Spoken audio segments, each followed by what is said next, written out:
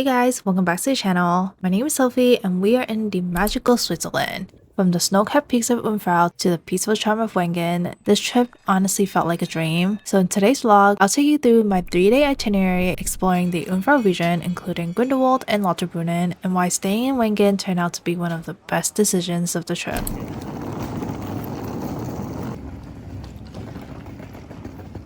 Finally made it to Wengen. It took us super long.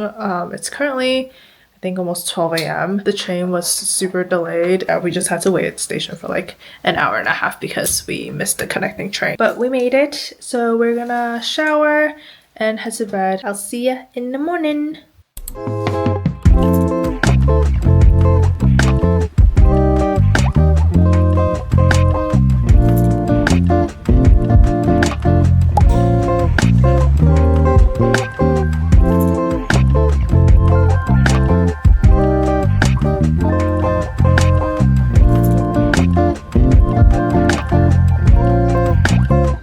Now, it's not a trip to Switzerland without visiting Jungfrau, so after filling up with a hearty breakfast, we hopped on the train from Wengen to Kleinschneideck and transferred to the Jungfrau Railway that takes you all the way to the summit. Honestly, there's not much of a view during the ride up. There is a quick stop at Eismeer station where you can step out and catch a glimpse of the ice formations. Highly recommend stepping off and snapping photos here because the weather up top changes fast, so definitely get any shots while you can.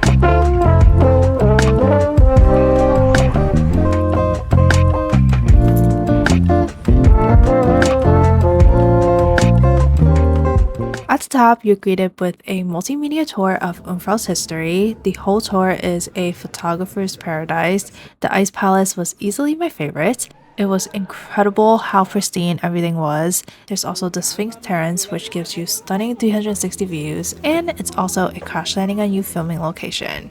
The real highlight though was definitely the plateau. We lucked out with the perfect weather, but I made the rookie mistake of not bringing sunglasses, and that snow glare is no joke. Definitely make sure to have your sunglasses with you. We didn't spend too much time at the plateau since one of our friends was getting altitude sickness, so we headed right back down where the gift shop and food court area is. Just a quick tip, food here is very pricey. For reference, a cup of shin ramen is about 950 francs, and you have to pay for hot water and utensils on top of that, so definitely come prepared. Otherwise, they do have some other light bites and soft drinks that you can purchase from the food court itself. As we descended, it started to rain, but there was this lovely flower field right by the Kleinschneideck station, so we had to make a quick stop for a mini photo session. And I 100% would recommend doing so. It was so pretty, and on a clear day, you get the perfect view of the Alps. And after an eventful morning, we made our way back to Wengen. This town is so charming. It's calm, clean, and surrounded by panoramic views of the Alps. We stopped by Co-op for some snacks and grabbed coffee at To Go Coffee House before heading back to our resort. We're staying at the Arena Resorts, and we were lucky enough to book their Alpine Retreat package, which includes half-board meals, spa access, and even a private Whirlpool Session, but more on that later. While we're here, let's do a quick room tour. We stayed in one of their mountain view rooms, super cozy, and my favorite part is this nice little balcony. The room itself is pretty standard, nothing too crazy. The resort itself has plenty of facilities, which was perfect for us because as soon as we got settled in our room, it started to hail.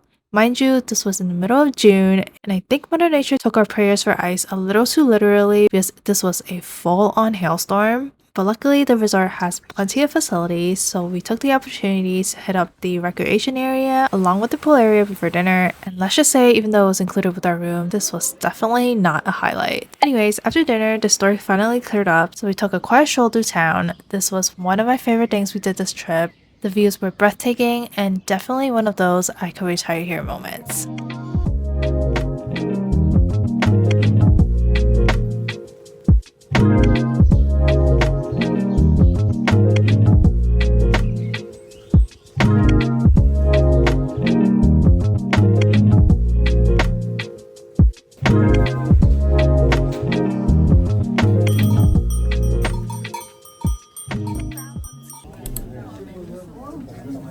It's the next day, and we're kicking things off bright and early for a full-on adventure day. We took the first gondola up to Malichen before heading to Grindelwald. I highly recommend doing this route if you can because it was so scenic, and not to mention there's also a fun little playground area here, and we definitely spent a little too long unleashing our inner child.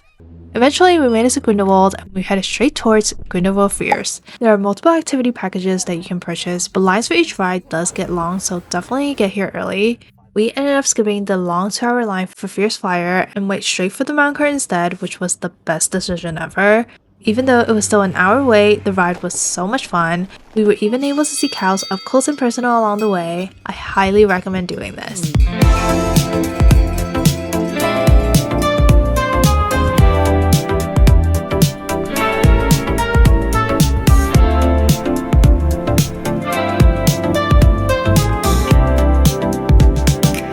After our fun little mountain cart ride, we headed right back up to the iconic cliff walk. Honestly, this is not as scary as it looks, and the views are 100% worth it. There is a pretty popular photo spot right at the top, but the line for that was just way too long, and by the time we got up there, it was pretty hot, so we ended up heading back down and grabbed some well-deserved gelato before heading to Interlaken. This is usually where a lot of tourists stay when visiting the Grindelwald and Jungfrau area, so there's plenty of restaurants and souvenir shops for you to walk through. We ended up grabbing a quick lunch at Velo Cafe because they had ice cold smoothies, which were a godsend. From there, we headed back to the pier to take the scenic boat ride across Lake Brienz. This was our first boat ride in Switzerland, and wow, the color of the water is unreal.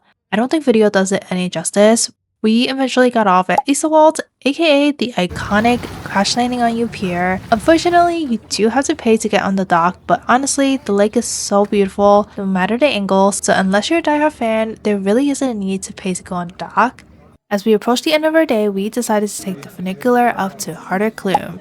This is a super well-known viewpoint overlooking all of Interlaken, so the line for the funicular was over an hour long, but I say it's definitely worth it for the view. By the time we were done with the viewpoint, it was getting pretty late, so we stopped by the nearby 3A restaurant. Their menu offers freshly made to order pasta, which came with complimentary salad and bread. This was definitely one of the better meals we had this trip. Definitely recommend stopping by for a quick meal when in Interlaken. It's our last full day here, so we're starting off with a little indulgent, a private 50-minute whirlpool session at the resort.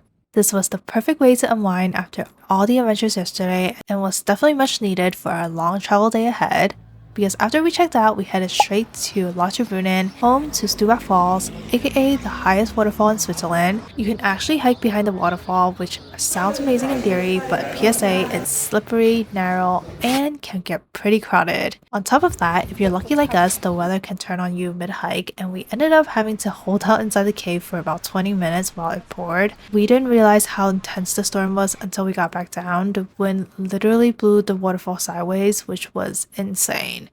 Unfortunately, because of the weather, we had to cut our Lauterbrunnen adventure short, and it was time to head back to Zurich. We did quickly stop by this beautiful viewpoint for one last photo before hopping on the train back to Zurich. It was a pretty long train ride, but it was filled with such stunning views that time just flew by. For our last night, we're staying at a small boutique hotel called Hotel Alstadt. It's nothing fancy, but perfect for one day. They even have free ice cream for guests, which was a huge plus.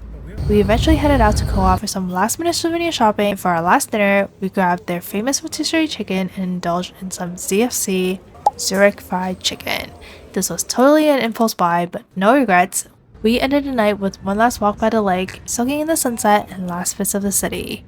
Overall, this trip truly showed me how beautiful Switzerland is. I say staying in Wengen gave us a slower, more magical experience, one that felt both peaceful and adventurous at the same time. If you're planning a trip here, definitely consider basing yourself in Wengen. It's definitely a nice little slice of alpine heaven. And that's it for today's vlog. Thank you so much for watching. Don't forget to like, comment, and subscribe for more travel content like this, and I'll see you in the next one. Bye!